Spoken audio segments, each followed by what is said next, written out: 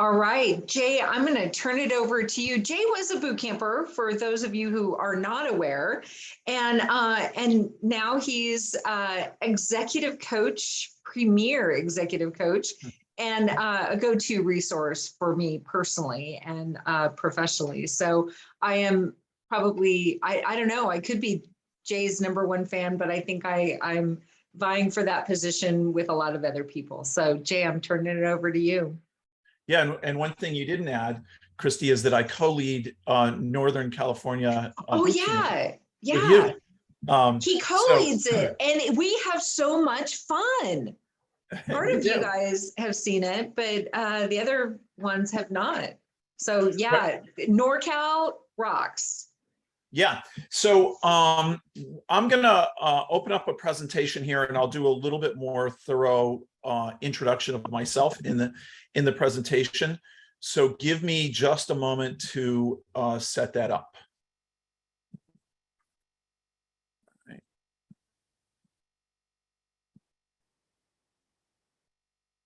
So this is going to be an active presentation, not a passive presentation, which means active on your part.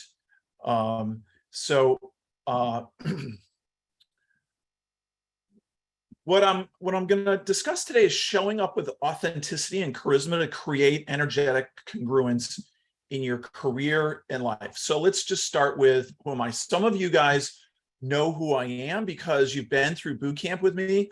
Other folks that went through boot camp earlier or might have gone through it in Southern California would not have necessarily known who I am, but I co-facilitate boot camp. I have a background and a career in high tech, where I spent, I put 20 plus years, it's probably 25 plus years in Silicon Valley. I helped take a company public. I've interviewed tons and tons of people. My last executive role, I interviewed over 400 people. I coach in a whole bunch of areas around energy, of which we're going to talk about today: strategy, influence, confidence, mindfulness, powerful decision-making. Influence is something I really like. A lot of communication stuff.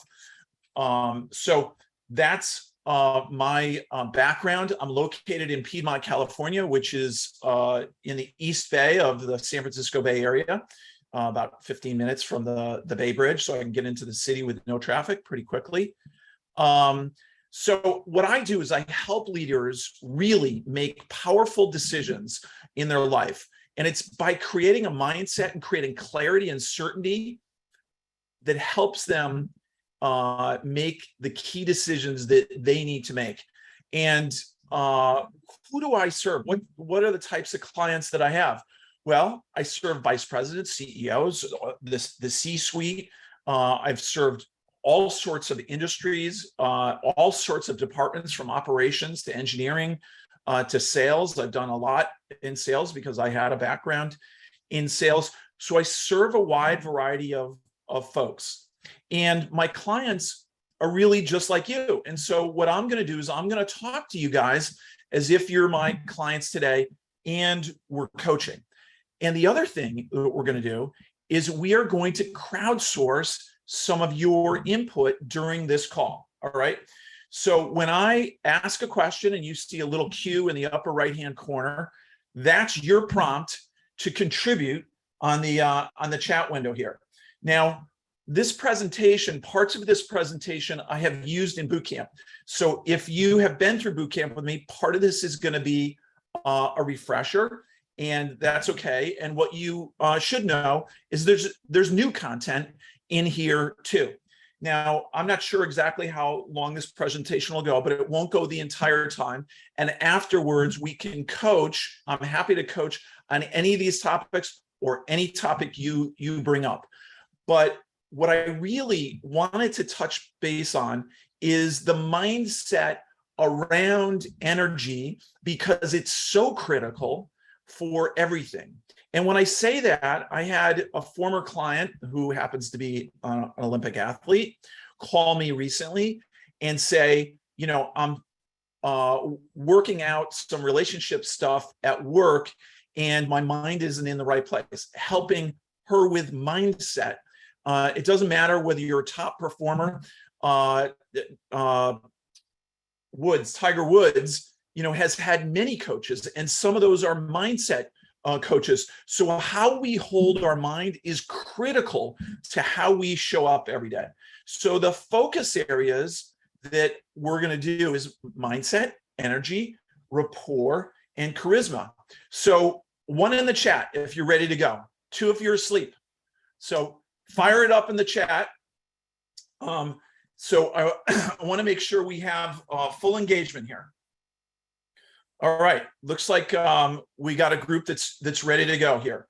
All right, so what I want to do is I want to talk about transformation. When we're talking about coaching, what we're really talking about is transformation, some level of change.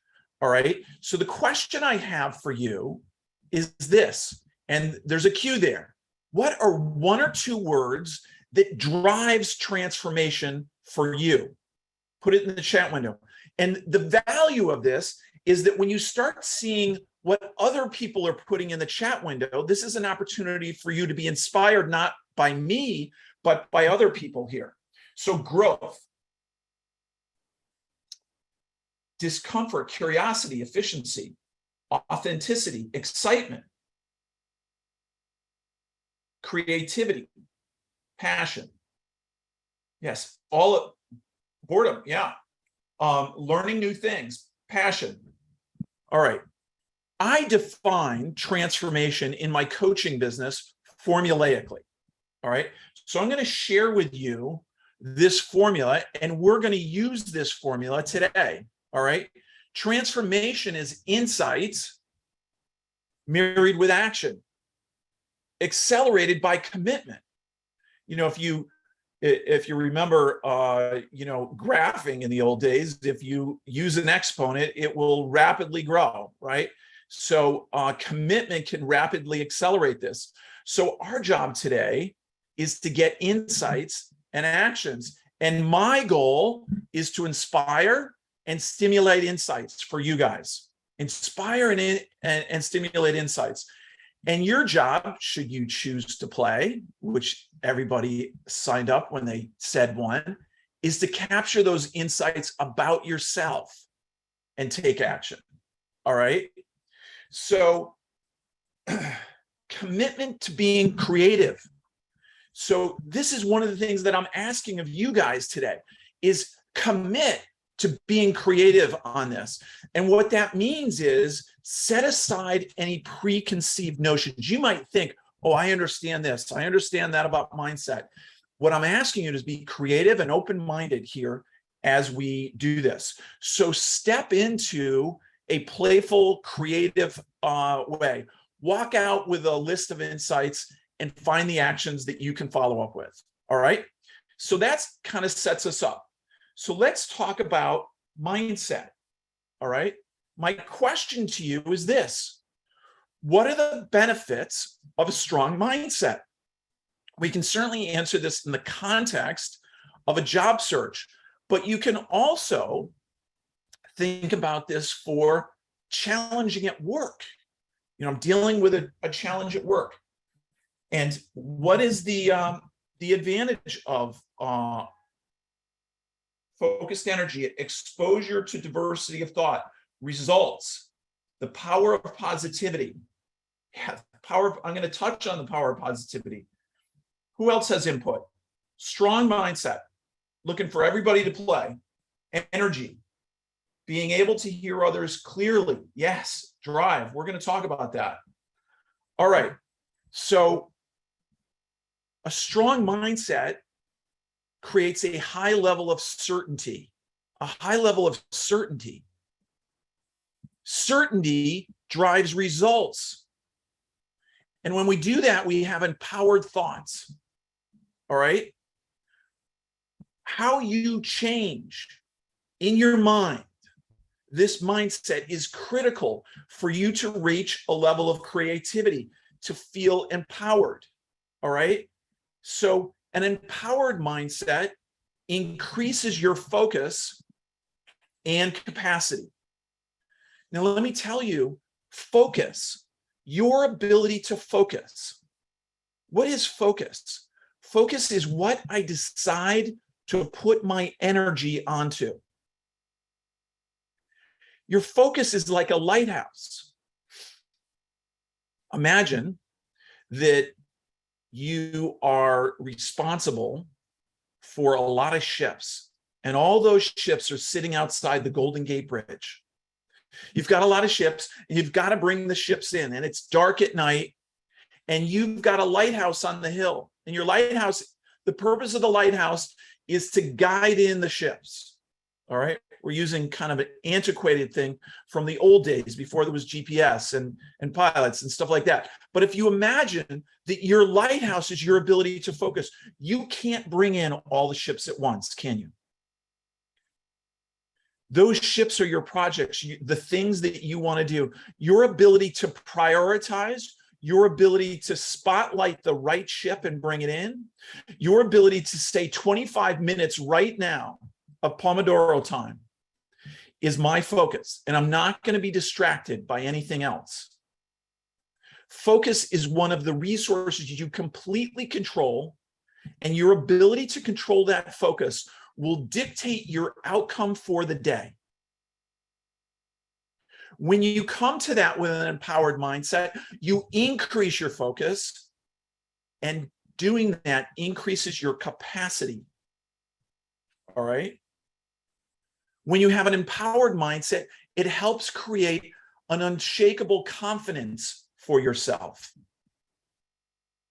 The thing is that when we get in a state that's not confident, we're rarely in the moment. We are somewhere else. You know, how do you have a masterpiece life? You lead a series of masterpiece days. How do you have a masterpiece day? A series of masterpiece moments. And how do you have a masterpiece moment? You're present in the moment and you create. So our job today is to create. My job is to help create inspiration, to create insights. Your job is to see those, to recognize those, to capture those. All right? And when you do that, when you're in the moment and you're not fearing the future, dealing with the past, you can create incredible focus. When you notice your focus is off, you're not in the present moment. All right? So I want to share with you just a quick tool set here to help create an empowered mindset. All right? This is one way of reframing some limiting beliefs. But, you know, if you're not in the mindset you want to be, it's important you just look in the mirror and say, what am I thinking? What am I feeling? By the way, somatically, in the body, there's often a feeling associated with thoughts. Thoughts and feelings are connected. Ironically, they're in different parts of the body. So we can shift and disconnect a thought and a feeling that are together. All right. So the first thing is, what is the awareness of my current mindset? Oh, I'm distracted. I'm feeling like I'm focusing on the kids, or I don't want to do this project. When you start focusing on the positive alternatives, if I do this project, it will enable me to do what? And then when you look back and you say, I've been successful in the past in doing this. I put together a tool for clients on stalling work. I'm trying to think of, you know, when we're stuck. And one of the things that happens is we label ourselves on procrastination. That's the word I was trying to think of, is we label ourselves, oh, I'm a procrastinator. Who has labeled themselves as a procrastinator? Just a quick show of hands. Who's labeled themselves as a procrastinator before? That is not an empowered mindset to label ourselves that way. What if we label it and say, procrastination is a habit, I can change the habit. If procrastination is my identity, and we go, oh God, I've been trying to find a job for months. And, I wasted a whole month. I procrastinated. I'm really just a procrastinator. When you label it with an identity, it sticks deeper. It's very dangerous as to what you attach to your identity. It's something I protect very carefully with my clients, is what we're thinking of in terms of their identity. All right. So when you recognize that procrastination is a habit, I can break that habit. I can create a new habit. All right. So what I want to do is touch base on this question. Sometimes you don't get the job and you never know why. Why is it that I interviewed for the job? I'm fully qualified. Why is it that I'm not getting it? Or I make it to the final round and I'm the person that wasn't selected. And I've been on the committee where we meet after we interview. We go, who should we take? Should we take Jim or Jane? We're going to take Jane. But Jim has it on paper. You know what? It might very well be your energy level. Now, this sounds woo-woo, but I'm going to demystify this real quickly. And if you're not looking at the screen, I want you to look at the screen as I talk through this scale of energy. If you've ever watched Brene Brown or researched John Gottman, we talk about levels of energy. Low level of energy, the lowest form of energy is shame. I'm broken at someone. They laid me off. Why didn't they lay off someone else? I'm struggling to find a job. God, this has happened to me a few times. I was put on a PIP. We have all these reasons that we can create shame for ourselves. And you know what? As we move up the energy level, depression is higher than shame. Depression is I care, but I feel stuck. And it feels hopeless. When you get up even higher, it's fear or anger. Sometimes the way out of depression is through anger. And as you move up higher, it's pride and courage and intelligence and creativity and joy, love, divinity, infinity, oneness. And you know what? Problems get solved in creativity. Problems get solved in creativity. So what is energetic congruence? What is energetic congruence? Look at the screen now. I'm feeling this low energy. Feeling this low energy.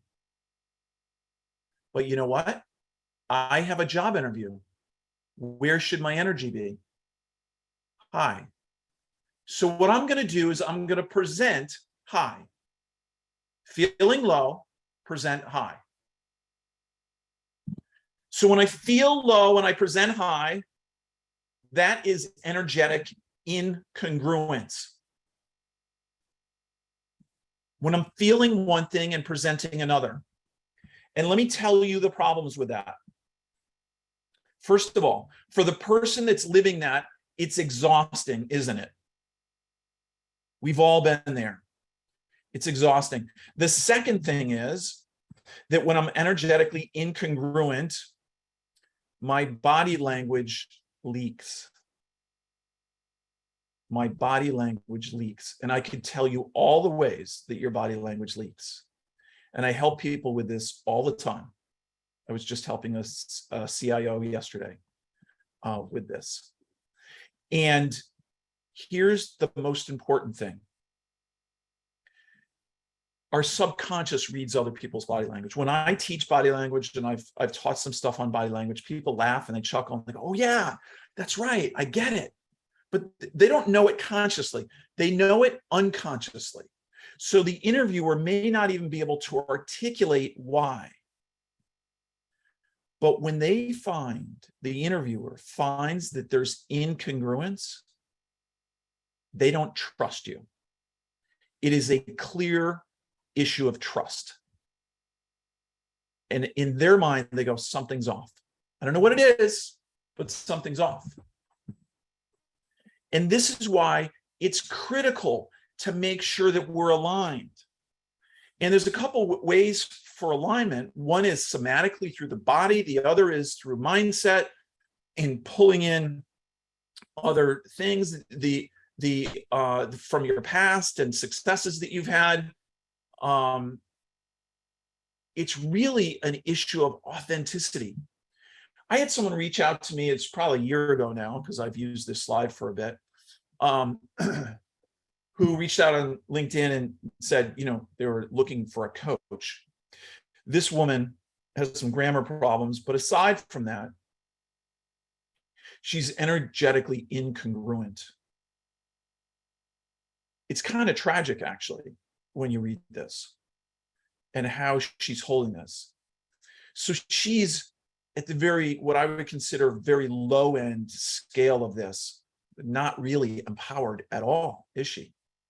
And so, but all of us at times have been on this scale, maybe not at this extreme.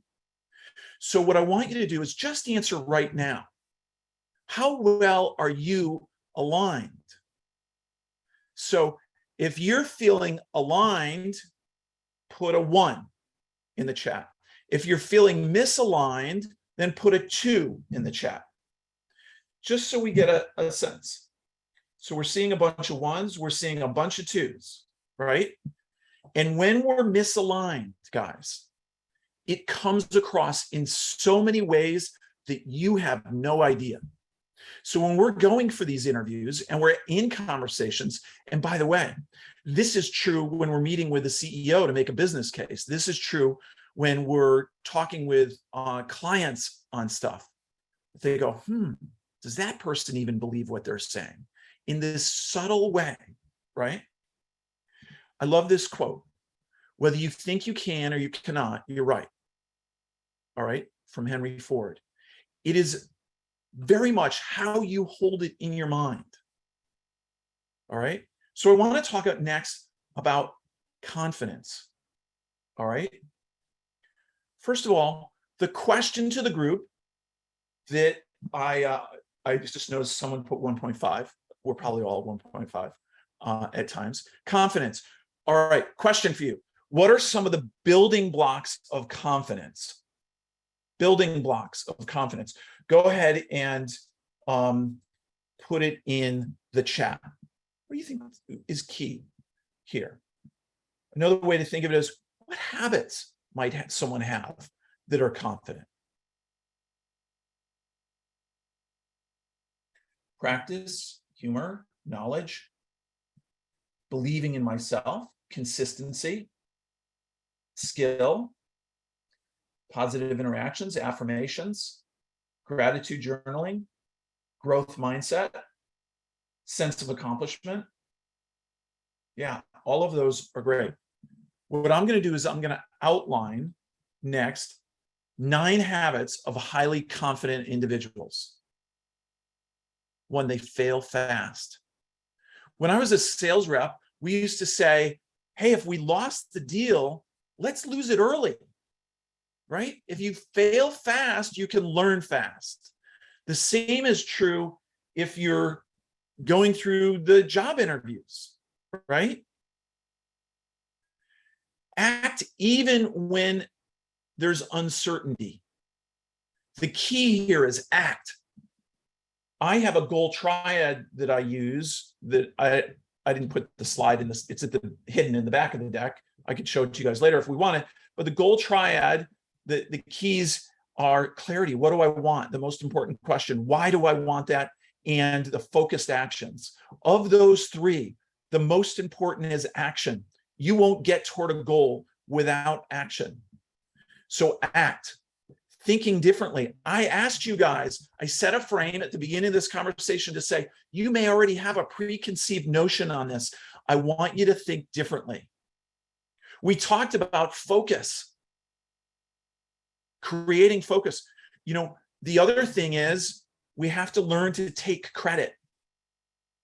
We have to tell stories that are empowered. Christy and I in Northern California do this unique way of telling stories. And it's probably one of the most powerful sections of the boot camp that we lead folks through. And there's a theme. Been doing this for a long time now, and I help clients one-on-one in this.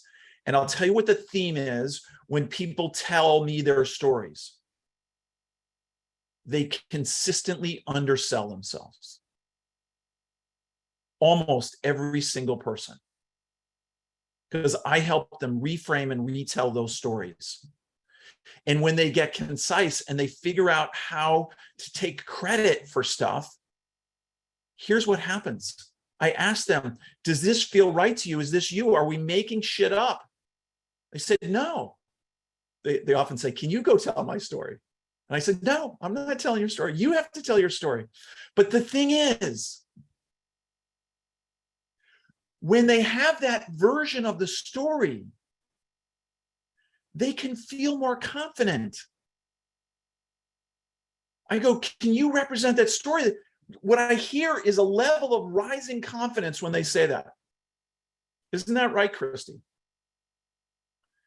It's just a pattern we're seeing every month when we do this. The other thing is, if you've ever read the book, 4 Agreements by Diaz, I think, he just wrote a new book called The 5th Agreement.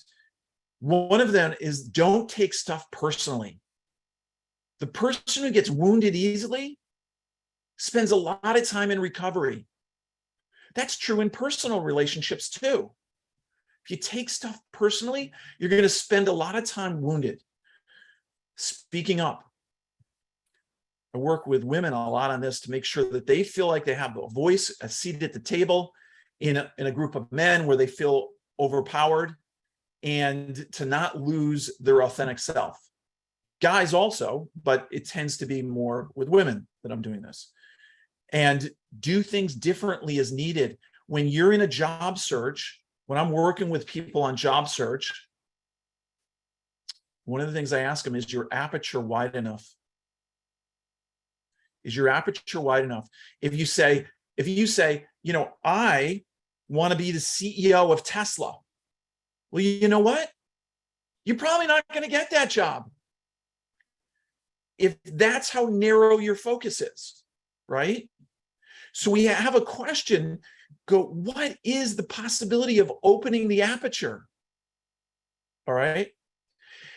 And the other thing is, don't rely externally on confidence.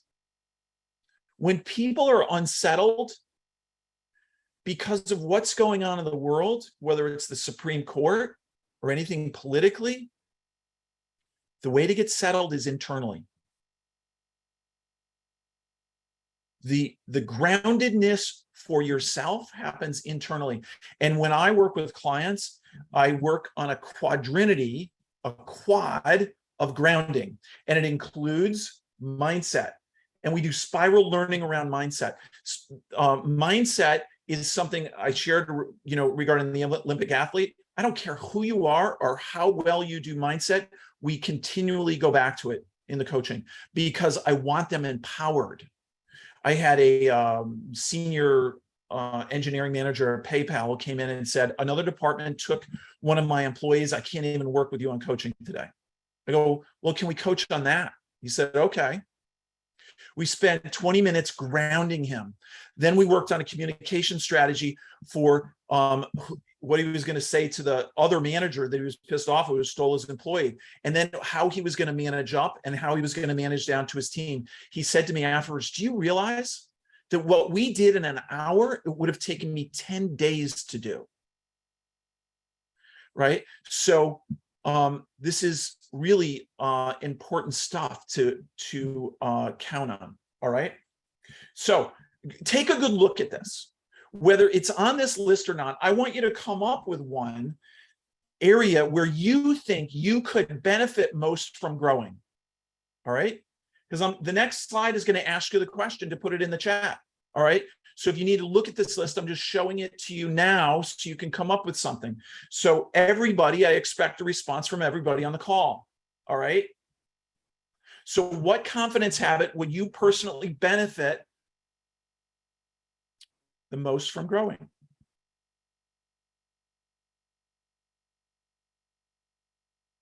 The grammar is wrong on this slide. I'm going to have to fix that. All right. So taking credit, speaking up, not taking stuff personally. There's a lot of taking credit. 5, 6, 7. I'm not sure what those are. 6 and 9. Fail fast. Yes. Guys, when you embrace this stuff, then you can change. You can create some shift for yourself. So I want to talk about influence. What I'm going to talk about influence here is a touch, just a grazing of what I work on with clients. But I want to touch base on what I think are some of the key areas that are really powerful in communication and influence. It's understanding what I want, vision and impact, framing for agreements and success, understanding my power. Who's my audience? Do I understand them? Presence and listening skills.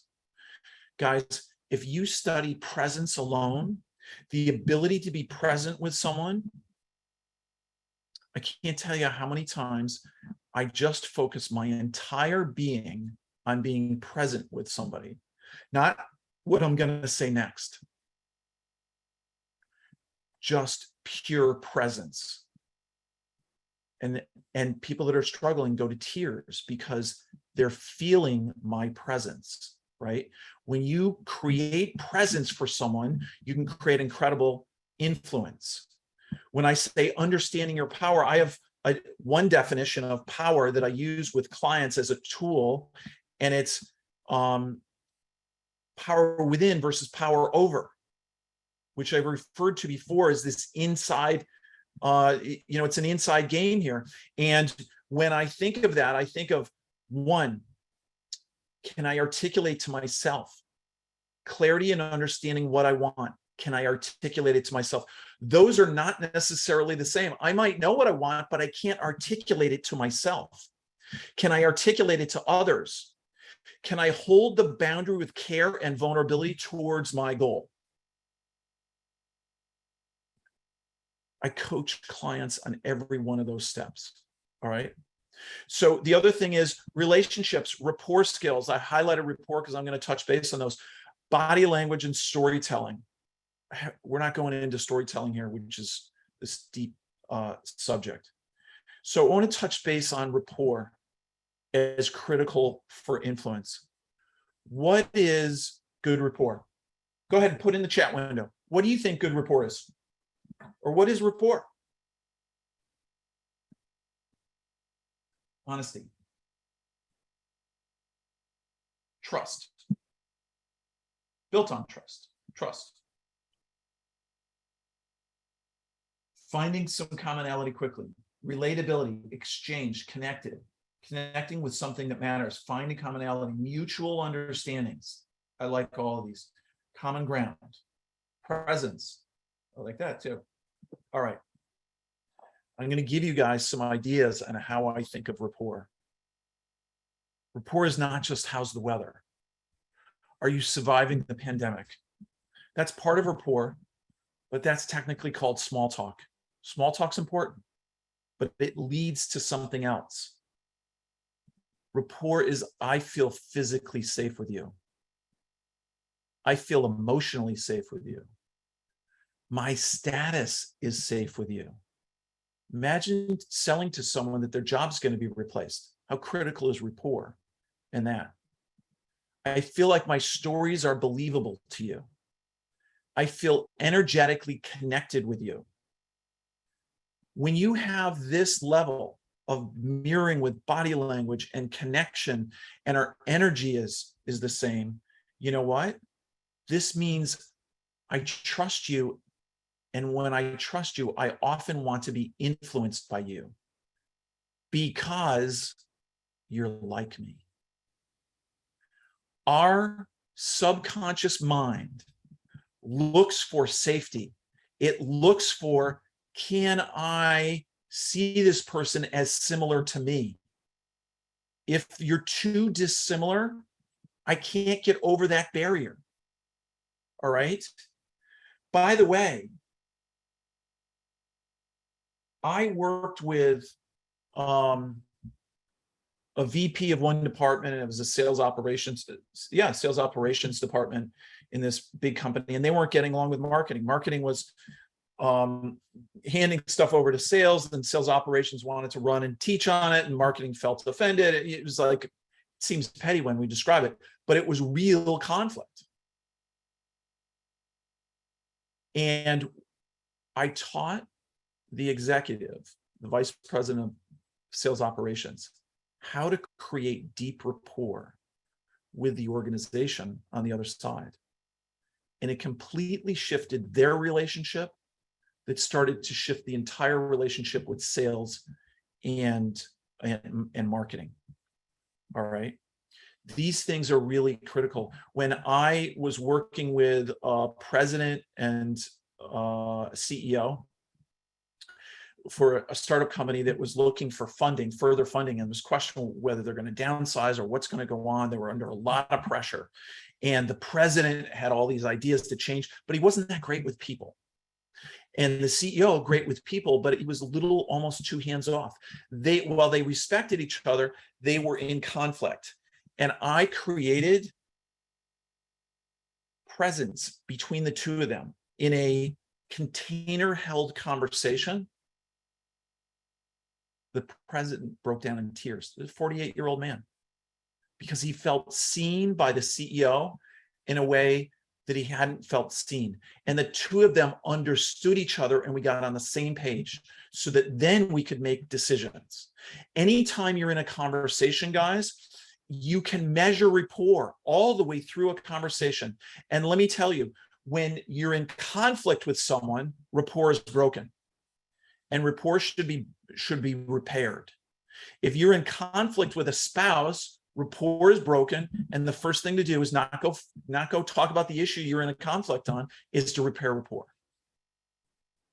Let's talk about charisma.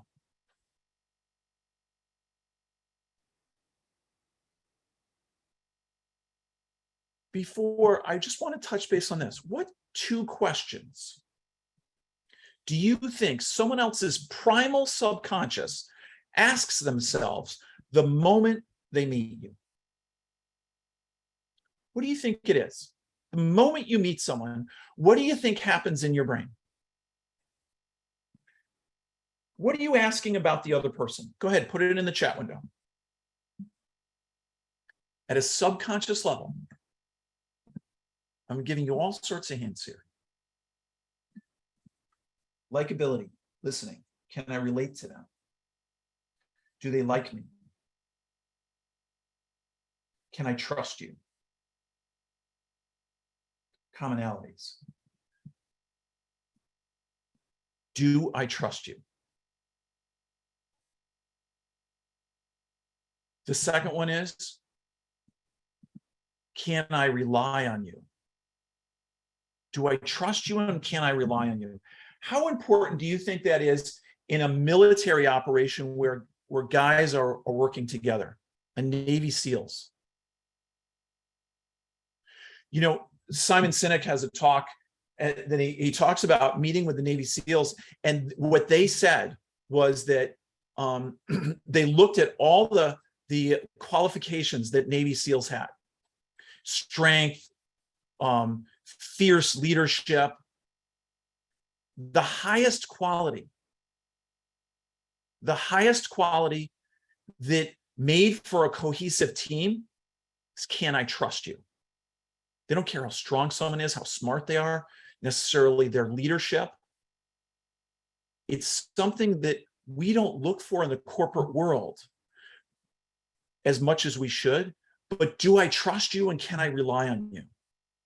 Now let's pivot just a little bit toward charisma. James Bond is often considered the epitome of charisma. But what is charisma?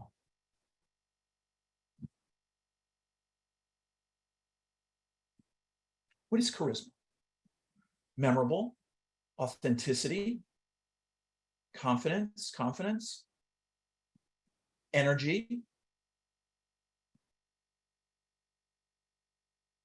draw people toward you, holding others in interest and influence. It's interesting. There's two qualities about charisma that I want to point out to you. To be charismatic, there's two things. One, it's being viewed as being warm. The other is competent. Warm and competent.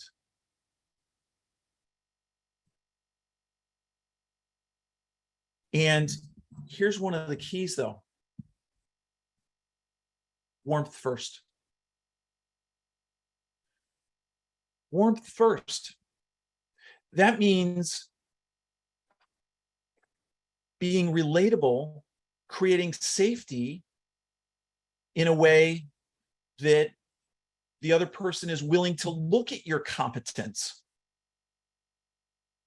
You know, one of the things that I say about selling, about hiring, you know, a decision for someone to hire you is an emotional decision. It's an emotional decision supported by technical fact. It's similar to this: warmth. Can I feel you? Do I feel your warmth? That is an emotional thing. The second thing is competence. Do you have the technical chops at this job?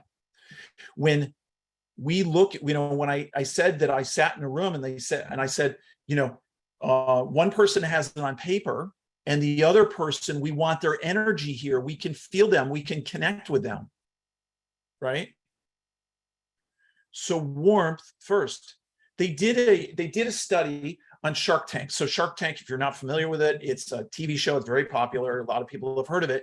And people that are starting up businesses come and present to four venture type folks like Mark Cuban and others and say, you know, we'll invest $1 million in your business if it's right. So they present and they try to get people to invest. And what they determined, they went back over all the shows. I think it was 498 shows that were analyzed. So a large sampling of shows. And what they did was they looked at who got funding and who didn't. And the people that got funding showed warmth within the first 5 seconds. 5 seconds. And there was one that became I think they didn't get chosen at Shark Tank. The guy, I think it was Ring Technology, you know, the Ring for the doorbell. He didn't get chosen. And he was disastrous in his entry. What he did was he hid behind the door and he made him ring the doorbell. And then he opened the door. He was trying to showcase his product, but he didn't come across as warmth. He came across as gimmicky and he didn't get it. Now his company was worth a lot of money. It ended up selling to Amazon for billions of dollars. And what he said later is that he believed he lost that because of that. So showing warmth is critical such that then you can exhibit your competence. You know, some people go, I just don't interview well. All right, well, maybe you don't want a job. You have to interview well. You have to show up. You have to show up energetic. You have to show up in alignment. It's a requirement. Because those are the people that are going to get the job because you're likable, relatable, and then we want to hear what you can bring to the table. All right. So this has the most words of any slide I'm probably going to put up here. Example 1, you're networking and you say, I want to talk to you about the industry. Can you find some time in your calendar? It's a very typical thing to say. Second one is, I'm inspired by what you created. Do you have time to talk to me? Put in the chat window 1 or 2, which of these is a better example?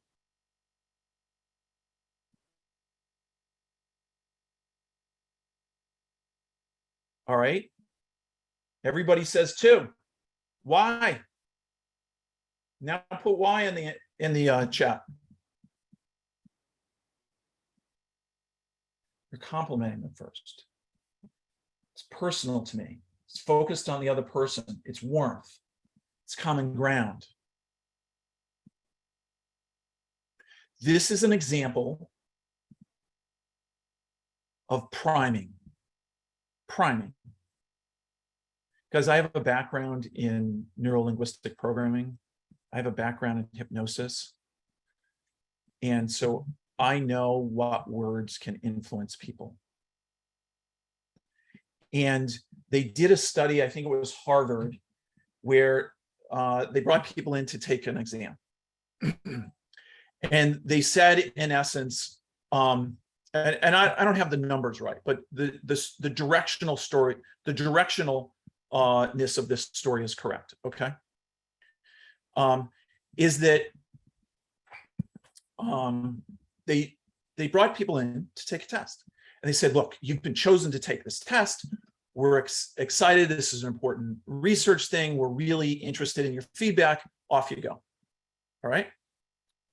And then they said to others, hey, we're doing this test. We're not sure what we're going to use with it. You're randomly chosen. You know, we'll try to get your results when we finish. Here you go. Off and take the test.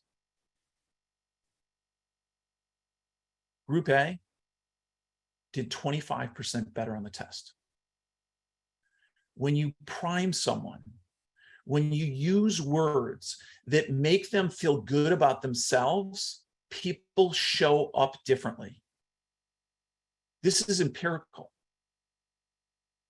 This is what other people say to you. Imagine what you say to yourself. Guys, this is critical stuff. I'm peeling the onion on stuff that not many people peel the onion on here today.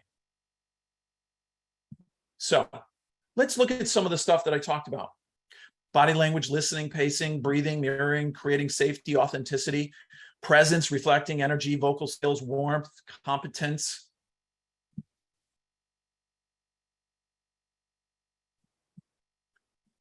I doubt all of us are perfect at this, right? Some of us could probably grow in some of these areas. All right, self-reflection time. Which one of these do you think, or two, could you grow from?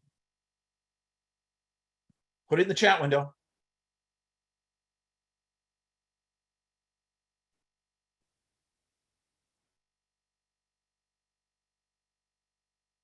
Energy, mirroring, presence, reflecting, listening skills. Breathing, presence, vocal skills.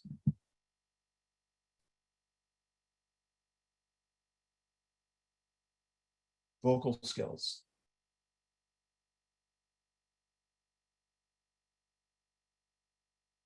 All right. So guys, who you hang out with matters. All right. This is a Jim Rohn quote. Tony Robbins was so inspired by Jim Rohn. And that means whether you're you know, I spoke yesterday with a guy who's probably going to become a client. He had been stuck in a job for a very long period of time, and he just got a new job, and he's feeling culturally out of sync a little bit because the leadership, the top 10 leadership is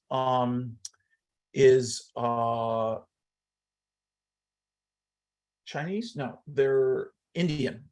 And so he's not quite sure how to deal with it culturally. And he had someone else at the company say to him, God, they're really hard. They're closed. They're you know, you're not going to get a decision through them. That's what someone else in the company, very common. We gossip at companies. We say things. And you know what I told him? I said, if you believe that, you're not going anywhere at that company, right? Because we buy into that. Now, Are they harder to make decisions? Yes. But occasionally when there's a closed circle, we see someone penetrate that circle. Why does someone penetrate the circle? Because they do all of the things on the list before that I told you. When they feel they can trust you and it's safe and that you understand them by their definition, all of a sudden they want to bring you in, right? And when I said that you have to be careful what you let into your mind, this idea that misery loves company and we can commiserate like this is not healthy, right? And sometimes that we do this by ourselves. We start talking ourselves out of things. God, I've been at this job. I'm over 60. I won't be able to get a job. We're hanging out with ourselves, and we should upgrade ourselves and our thinking on this stuff. All right. Guys, I don't know if this was valuable today. Hopefully it was.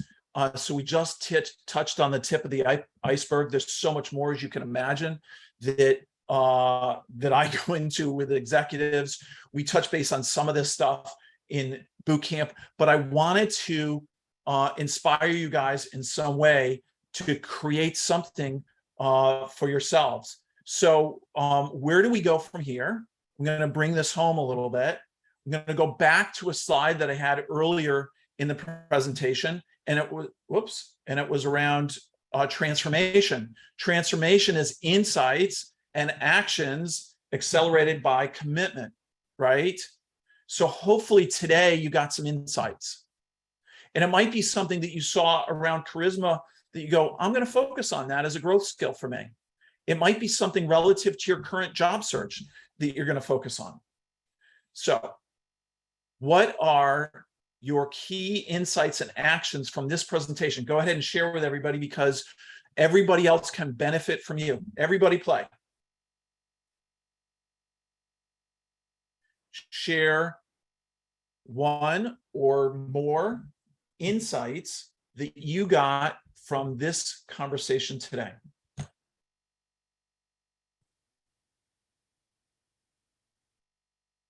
More reflection time needed. I got to tell you, slowing down, guys, is one of the fastest ways to speed up. Use priming. Pay attention to my energetic congruence, shifting mindset. Show up with authenticity and connect. Learn more about building rapport.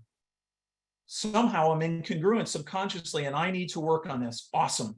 Like power of rapport, energetic congruence. Presence and listening, fully being there without thinking ahead. Exposing unhealthy habits. Guys, these are great insights.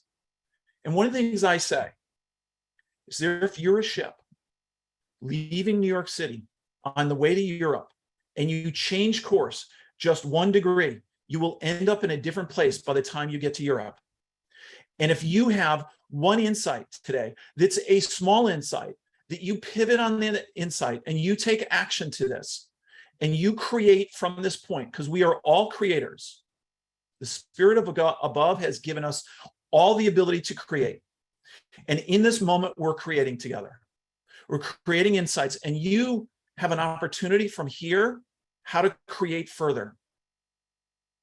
So we've talked about focus and how important the focus is. Where your focus goes, your energy flows. It's important where you put your lighthouse, guys. You know, if you ask yourself this one question, it's extremely powerful. Am I more committed to my current reality or my vision of the future? If you're committed to your current reality, you're going to stay right where you are. If you're committed to a vision of the future, then you'll commit to take action. All right. And the commitment, guys, you can't say I'm committed to my vision of the future with no action. Your actions answer this question, not the words in your head. It's your actions. When I shared with you the gold triad and I said clarity, why, and focused actions, actions are the most critical. All right. In a minute, I'm going to share with you guys an offer that I'll make you guys because you guys attended this session today. And then we're going to open it up for coaching and questions. All right. First of all, I want to share with you some results with my clients. All right. Here's what my clients have said. We've created unshakable confidence. We've maximized their income. I tell you, I had a guy who was on a PIP. Said, what do you want to do? You want to leave? You want to stay? I want to stay. All right. We're upgrading you. Did you phone in any of this job? Yeah, I did. I mean, we obviously were having a confidential conversation. Phoned in the job. All right. So we identified the skill set. We raised his skills. He got off the PIP in 30 days. About 90 days later, he decided to leave. He got a promotion and a $40,000 raise. I could tell you story after story.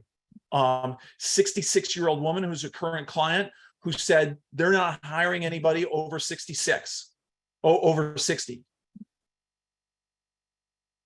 I said, and she'd been unemployed for 2 years. I said, how many job interviews have you had when you're in the final step? She said 4. I said, were they productive? Did they recognize your value? Yeah, they did, but they're still not hiring. I said, you haven't had enough failures. We went and got some more failures, and now she's employed. So if you want to level up and get more freedom, this is what my clients are saying.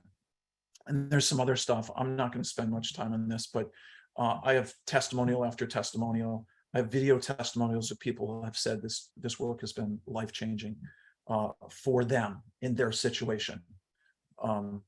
So here's the offer that I'm going to make to you guys. If you're considering hiring a coach, you want to explore what that looks like, I'm happy to offer 1 3-hour coaching call with you. All right. And this call is not a sales call. It is me getting to know you, you getting to know me. We build a relationship. The other thing is, my goal is to understand what your challenges and goals are. And I aim to serve and create insights just like today.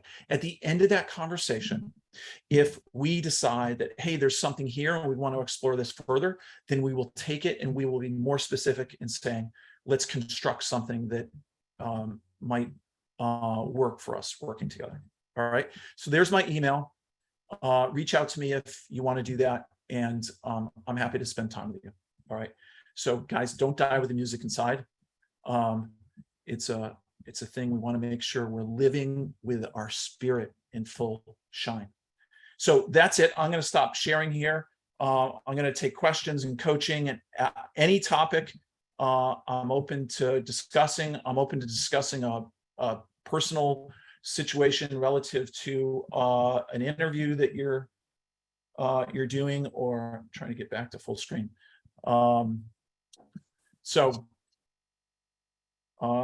Any comments? Christy, do you want to make any comments so the shy people don't have to jump in right away? I love this talk on energy congruence. And I will say, it's, I see it all the time with boot campers. I talked to somebody just the other day, and it's like, she's really excited about her job search, but it didn't come across in her voice or her presence. We were on Zoom, and I just thought, gosh, I mean, if you're showing up on interviews with this mismatch, it's like, it's tough. And it's tough to listen to somebody who's not matching the words. It's fascinating. I never really thought about it before, Jay. I just used to just think that people, it's like I couldn't pinpoint what was not jiving, but the energy congruence thing makes a lot of sense. So ask questions. This is an opportunity to really go into, somewhat of a deep dive on an issue that you may be dealing with. Jennifer Trainer. I'm getting better at Zoom, just so you know, Christy. Jay, thank you again for the presentation. It was awesome as always. I just have maybe some tips and tricks on how to how to mitigate this. I'm currently working in an organization that is very toxic, and it's there's harassment, there's bullying. It's a pretty nasty environment internally. I'm doing my best to stay positive and confident in my skills, especially as I'm in transition or wanting to be in transition. Right. But I'm finding it's really difficult to own my superpowers because I'm being told that I'm not good enough by the organization. So is that the exact phrase they used, that you're not good enough? I will never be on the executive team because there is no space within the organization. All right. So there's a few things here. What does your intuition tell you? To get out quickly. Right. So, but that I am good enough. I know I'm good enough. Right. So here's the thing, that not all people, Jennifer, and this is probably a bombshell, are going to like you. That's true. Not all companies are going to like you. You're not going to fit in all companies. And you have a data point of 1 that says, and I know you're in a small organization, at least because you and I know each other a little bit from boot camp, is that like your intuition's telling you something and you're not following that intuition to some extent, and the powerful thing is that when you actually recognize that this is an act of self-respect for yourself, to go, someone has crossed if it's offensive, I don't know that it's offensive. You didn't describe this. They just said there's not a fit here for you, that it, if you went in and there was more personal detail, but let's say they said, there's no room for women, which is really offensive. Or if they said, but if they just said it's full and there's not going to be any room for a period of time, that's a clean way to say it. And there might be some truth in that. But whether it's over the line or not over the line, and you're like, wait a second, I have more worth, then, what happens is, why don't we take action in that case? There's a reason why people stay in situations and don't take action. And it's because they have fear that, God, I'm not going to be able to land. I'm going to put my financial situation at risk. I'm going to, you go through a list of possible things. And I think it would be valuable for you to create a list of what those fear things, what's holding me back? Why am I not treating this as a number 1 priority? Why am I not spending 40 minutes a day on a job search or talking to people or networking when I can? I'm assuming you're working at home and you could probably create some of those things. But it's, I wouldn't be surprised if you're not, because what happens is people think or hope that it's going to get better. And often people stay too long. Now, if the situation were that you said that I'm having trouble in my communication with my leadership, like I have a client who works for Deloitte & Touche, and there's partners at Deloitte & Touche, and everybody's distributed, so you could work for a different partner at a different time, and she was having a challenge with a particular partner. And so we talked about how to have conversations and communication and better communicate in a way that elevated her, right? So a slide I didn't show, I think of business people as business athletes. And if we think of it as business athletes, there's skills that we all need, right? And in some cases, we don't have some of those skills. We rarely think of that. When I got into the corporate world, I was like, take the job, and then I took the next job. I wasn't doing a lot of development.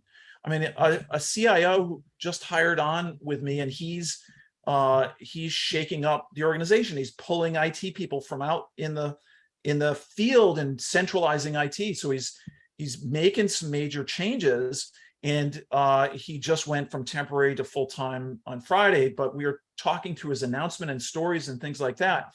And what we did is we raised it to a positive level that really kind of raised the communication. We talked about how he should be talking with the other general managers who he's taking people away.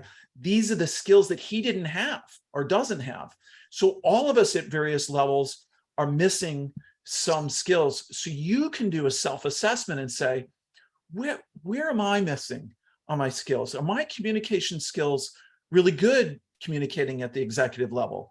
I work with a lot of folks who want to level up their career to director or VP, or some people that want to become CEO. We talk about some of those skills gaps. So those are things that you could look at. Does that help you?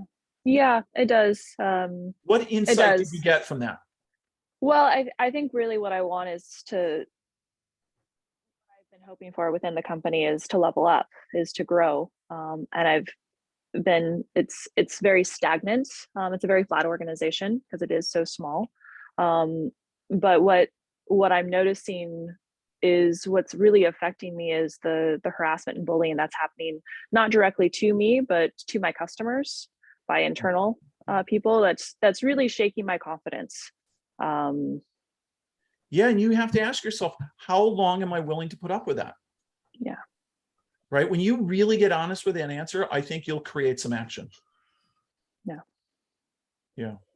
Awesome. I appreciate you asking that question. This is vulnerable to ask these questions in front of others. I recognize that. But there's also a great opportunity when you ask that question for everybody to grow and learn from what we discuss here. Who else has a question?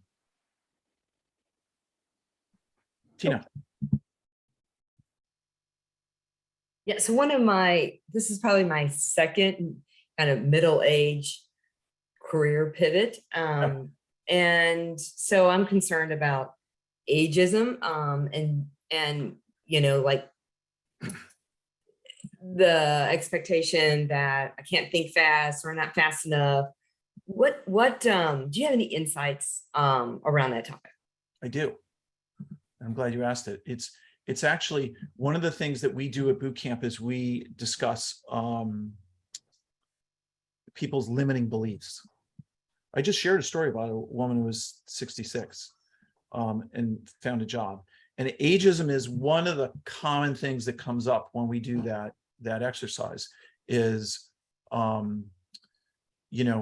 that I'm over 50, or in her case, it was even more. And so I'm just looking for some notes because I have some notes on ageism. I thought I was going to be able to do it without you guys telling, but now I have to slow down and find it. So while you do that, I'll make a comment. I really like your hair, especially like the gray curly on the forehead. It's very attractive. It inspires confidence, but you're a guy.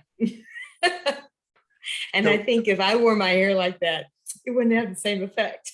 Well, I got to tell you, so, these things, we have to be careful here, that like a belief set is that can hold you back. I'll tell you a story that you couldn't tell in the corporate world because it's a little different, but I had an admin person that I worked with at HP. She was a large woman. And you know what? She wore short skirts and she did all this stuff, and it might be considered inappropriate, but she carried it off. And she carried it off because it was her attitude. She's like, some people will go, oh my God, what's she doing? Or something like that. But it was about who she was. And her name was Andrea, and I have so much respect for her. It's how you show up and your energy and your internal confidence. What we're talking about here is an inside game. Ironically, you comment on my hair. Personally, like, I wish I didn't have gray hair. I wish it, and my mom, who has Alzheimer's, every time I get on the phone with her, she goes, Jay, your hair, it's gray. And I go, Mom, it's blonde. And she goes, it is not blonde. And then about 10 minutes later, we have the same conversation. And her husband says, how long before she brings up your hair? So, the thing is, when you have a belief set, so let's talk about ageism. You know what? Ageism exists. Let's start with that. Racism exists. Sexism exists. Is it harder sometimes because those exist? Yes, absolutely. I had a client, an African-American woman, who was a contractor at Google. And this is what she told me. Google doesn't hire contractors. And you know what? I'm African American, and they don't hire that many African American. And I'm a woman, so I have 3 strikes against me. And what I said to her was, has anybody ever gotten hired as a contractor? And she said, I know of one person. All right, your job is to go talk to that one person. She went and talked to that one person. She got so friggin' excited when she came back to me. And it took a while, but 8 months later, she became a full-time employee at Google. And she's no longer a client.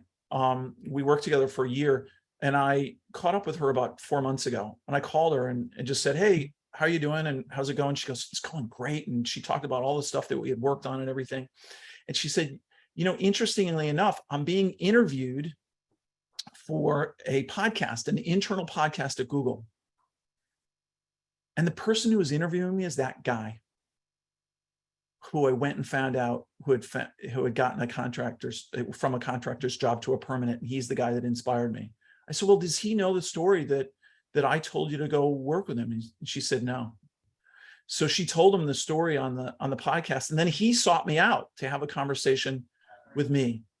Ageism, the thing with ageism, you know, we have a lot of experience, and sometimes we like to go, here's my experience. I would say you don't necessarily need to lead with experience relative to ageism. All right. You need to lead with energy. You need to lead with flexibility. When you lead with energy and flexibility, that you're adaptable to all sorts of organizations, that you can work in non-hierarchical type of situations, that you're flexible. These are the things that help separate you. And you know what? Look at today. If you get anything from today's presentation, it's energy. You know, if anything, hopefully rubbed off on you from me is that I have a level of conviction, undying conviction. My belief set in what I discussed today has only grown over time because I'm coaching more and more people, and I'm just seeing the absolute results of it. So I would say that's, you know, what I would say on ageism. If you focus on the ageism, you'll get stuck on it. You know, if you're, and there's lots of evidence on this, psychological evidence. Imagine a bike rider riding down the hills of Marin County in like a dirt bike. And there's a rock there that he knows he has to avoid. And he says, avoid the rock, avoid the rock, avoid the rock. Well, let me tell you what happens in the brain. The brain can't handle negatives. If I tell you, don't think of a pink elephant, you know what happens? To not think of a pink elephant, you first have to recall what a pink elephant looks like and then discount it. Brain doesn't handle negatives. Don't smoke actually tells young people to smoke. So when you say ageism, I got to avoid the ageism, you're focused on the ageism. You're actually being drawn toward it. So I would say put your focus where your focus goes, your energy flows. Put your focus on something else. Put your focus on your energy. And the moment you find a company that you feel like is ageism, just move on. You know, whereas maybe you had to interview with 7 companies to get a job, and now you have to interview with 12. That's the burden we carry, and that's what it is. And at the moment you accept that possibility, what happens is, in Buddhism, there's this concept of attachment. When we have attachment, we have suffering. The moment we detach, we have less suffering. So when you detach to 12 interviews and just go, yeah, if it's 12, it's 12. It's what it is. Not attaching to it. You'll shift your focus and you won't be like, oh, there's another failure. You know, the answer is, if you have an interview that doesn't go well, is I'm one step closer. And the other question to ask yourself is, what can I learn? What can I learn from what happened there? Okay, let's take one last, and then we're going to probably wrap up. Anybody else have a question? Bill. Yeah, I have a quick question. As a focal point coach, I have my own coach that coaches me in my practice, and I'm just shifting from a coach that was Canadian to a coach that's Australian. What tips would you have if you've worked with other Canadian or Australian clients on working with an Australian coach? By the way, I may even know the guy that you worked with in Canada, because I looked at buying into focal point coaching and I interviewed all those people. Let's see, I coached some folks in New Zealand. I've never coached anybody in Australia. I think, here's what I think is critical when you're looking at a coach. You could, some people go into coaching and they go, oh, I got to get a certification, and then I got to get a website, and I got to do this advertising and things like that. There's one thing people care about. Can this person help me? Mm-hmm. Do they understand my problem well enough? And what I do when I take on clients, I personally take on their goals. Mm-hmm. So I would look to say, is this person taking me on in that way? Mm-hmm. I think you should have talked to me, Bill. Well, I don't get to choose them. This person gets selected for me. Oh, I see. Okay. Oh, yeah. But you know what? His first communication to me is he looks forward to working alongside me. Yeah. And I thought that was a good. Yeah. It's good. It's interesting because research shows that, and I can tell you how this works in the brain and with hypnosis and stuff like this, but research shows that people follow their own ideas more than they follow someone else's ideas, right? Now that's to an extent.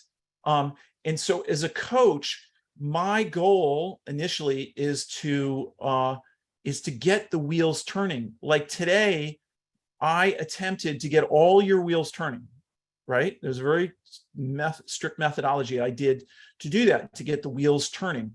And then if you come up with an idea and then we can take action on it, what happens is your commitment level is even higher. So there's some neuroscience behind even what I was doing today. Mm-hmm. Now, there are times as a coach, I'm a teacher. So I'm not looking to get their ideas on this because I have stuff that I want to work with them. And in other cases, we collaborate together and create. So the other thing, Bill, when I work with clients, we have homework every single session.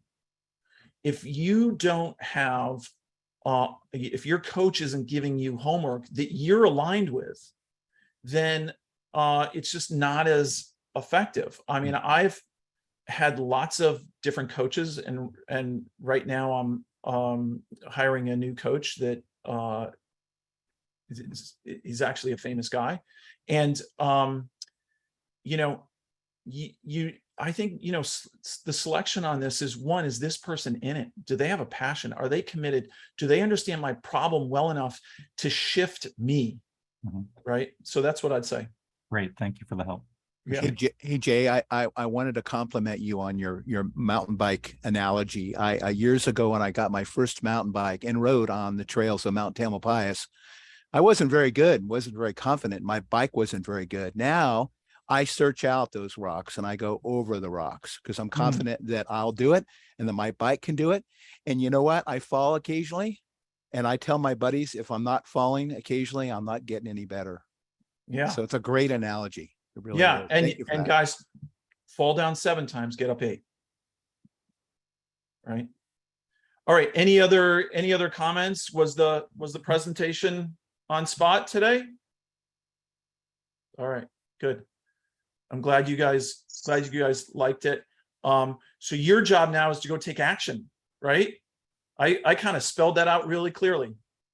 Go take action if you want to create. If you just want it to be information and like a TV reality show, then that's what it was. Jay, thank you so much. Your gift to our community is, just so appreciated. It's you deliver pearls every time we have you. So thank you, thank you, thank you. Welcome. Maybe we put this on prime time, this presentation. Yeah. There you go. For the Yeah. for the larger group. I don't know. So, all right, guys. This is good. Thank Thank you. All right. And if you want to have a session with me and you're thinking about that, reach out to me. Okay. Do it, All right. guys. Thanks, Thank Christy. you, everyone. We'll Thanks, see you everybody. next month. Thanks, everyone. Don't Thanks, hesitate Jay. to reach out. Jay. Bye. All right.